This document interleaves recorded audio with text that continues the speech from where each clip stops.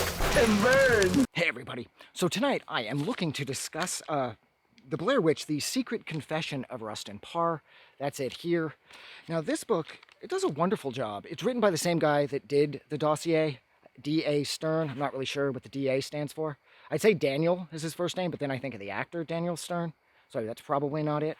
But anyways, yeah, this is a really clever tie into the dossier because at one point, the author, of course, Stern, he's the guy who's really investigating all of this as if to suggest that it's real. He goes to the town where the priest that heard Rustin Parr's confession lives back in the 40s. His name is Dominic Cazale. And when he gets there, Stern finds that Cazale was burned really badly in a fire.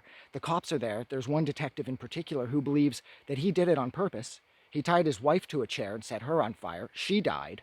They've been married forever, too. And like I said, the detective believes that this was like an act of murder on Cazale's part, except Cazale has all these weird little sort of cryptic burnings into his arms that look like some sort of like witch's alphabet. And that is exactly what it turns out to be, is it looks like the Blair Witch had possessed him to some degree, even though it's never made abundantly clear why he set his wife and himself on fire. It does look like he did, and it doesn't look like he was doing it himself. It looks like he was being guided by the Blair Witch.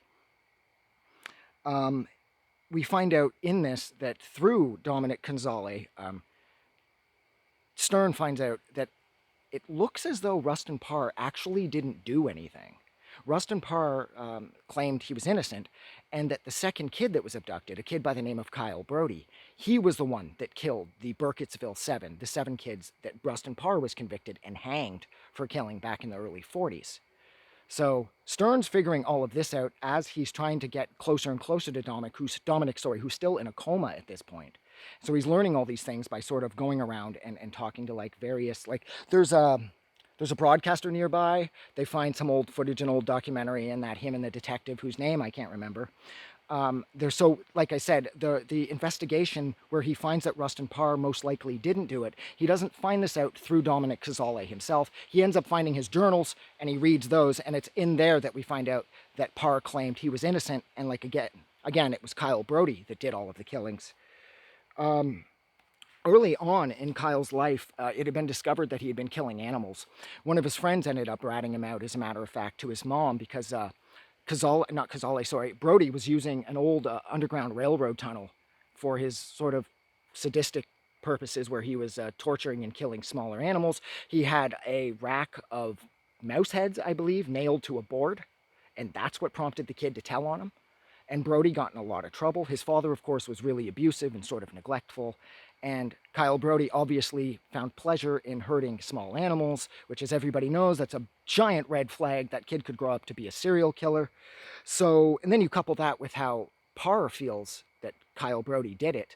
The other thing that's interesting here is that despite the fact that Parr came into town and said, "I'm finally done," that always led me to think that he was partially possessed by the Blair Witch, because throughout the course of his book, Parr's best friend is his dog.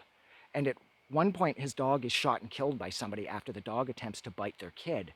And it's so sad. I didn't expect the book to affect me this emotionally. But Stern says that as he was like, this is in Cazale's journals, if memory serves, because Cazale met Parr a ways before Parr was accused and convicted of killing the Burkittsville Seven. And so Stern reads that Cazale said that it looked like Parr aged 10 years within 2 seconds once his dog died. And he looked so completely heartbroken that Parr was never the same after that.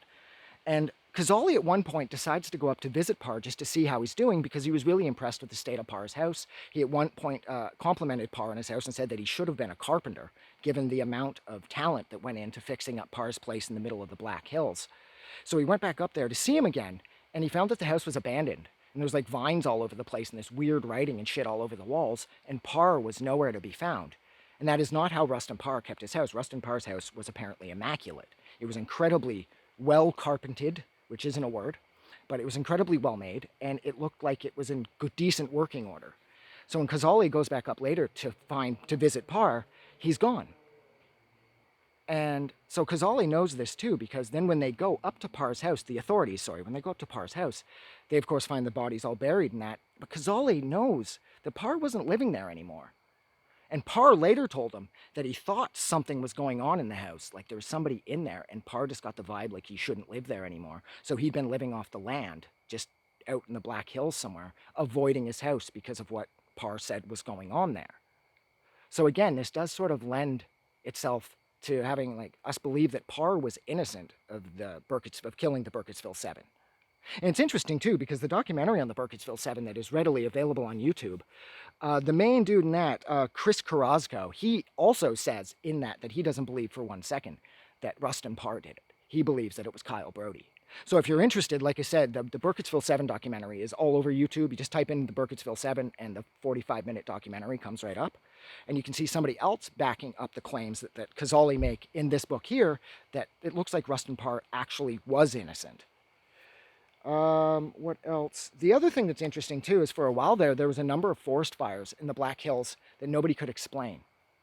They were started on purpose. That much was a guarantee, but nobody was ever able to figure out who was responsible for the fires. So for a while there too, the Black Hills was plagued by a number of forest fires. This place is just bad news. This goes way back to the natives. They didn't want anything to do with these hills because they believed they were cursed. And I think they probably were. What else? I think actually that was everything. It looks like Dominic Kazali was possessed by the Blair Witch. Maybe she was pissed off that he was befriending Parr and whatnot. I don't know why that happened in the book. Why Kazali sets his house and his wife and himself on fire. But he, of course, succumbs to his wounds, and that's how the book ends. He dies in the hospital without speaking pretty much a word to anybody, other than he manages to ask about where his wife is. And when it's established that Kazali is dead, Stern packs up his shit and goes home, because there's nothing more to investigate, because the person that he was there to discuss everything with has passed away, and that's how the book ends. Now, again, the only real complaint I have about this book is the design of it. It's got that god-awful, wait, where is it? I don't know if anybody can even see that.